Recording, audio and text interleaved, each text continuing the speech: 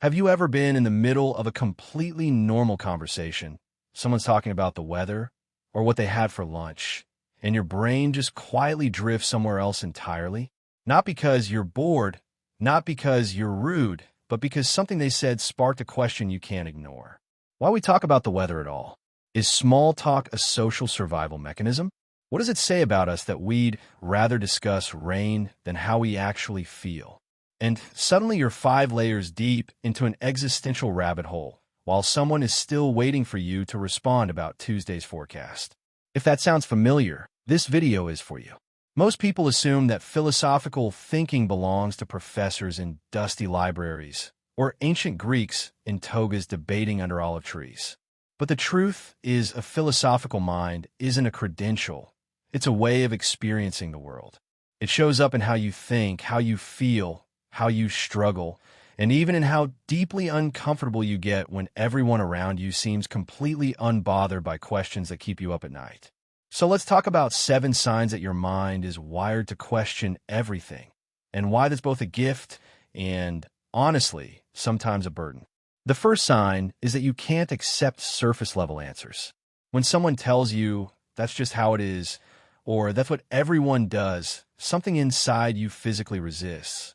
It's not stubbornness. It's that your brain is hardwired to look for the layer underneath the layer. Psychologists call this need for cognition, a genuine intrinsic motivation to think deeply and wrestle with complex ideas. People high in this trait don't just consume information. They interrogate it. You were probably the kid in class who asked, "But why?" one too many times, and the teacher had to awkwardly move on because, honestly, they didn't know either. The second sign is that you feel a strange discomfort with certainty.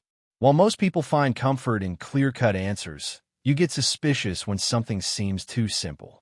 This is actually a marker of what philosopher John Keats called negative capability, the ability to sit inside uncertainty, to tolerate not knowing, without anxiously reaching for a false resolution. It's rare. Most minds crave closure. Yours craves truth, even when truth is messy and incomplete. The third sign is that you think about thinking. Metacognition, awareness of your own thought processes, is something philosophical minds do almost automatically. You don't just have opinions. You observe yourself having opinions. You catch yourself mid-thought and wonder, where did that belief even come from? Is this really what I think, or was this what I was taught to think? That kind of internal audit is exhausting sometimes, but it's also the foundation of intellectual honesty. The fourth sign is that conversations either go very deep or they drain you completely. Small talk doesn't just bore you, it actually feels like static. You're not antisocial. You're selectively social. What you're looking for in a conversation is contact, real, meaningful exchange of ideas. When you find someone who wants to explore a topic rather than just skim it, you could talk for hours. Carl Jung described this as a need for psychic nourishment, the idea that certain minds are literally fed by depth and starved by superficiality. The fifth sign is that you frequently question your own identity. Not in a crisis way, necessarily, more in a curious way. You find yourself wondering who you'd be if you'd grown up somewhere else, in a different time, with different influences. You understand instinctively what philosophers call the constructed self, that who you are isn't fixed, but shaped by context, language, culture, and experience. Most people find that thought unsettling. You find it fascinating. The sixth sign is that beauty and meaning feel almost painfully connected for you. A piece of music doesn't just sound good. It means something, and you need to understand what. A film ending doesn't just make you sad. It opens up a whole meditation on mortality, or love, or choice.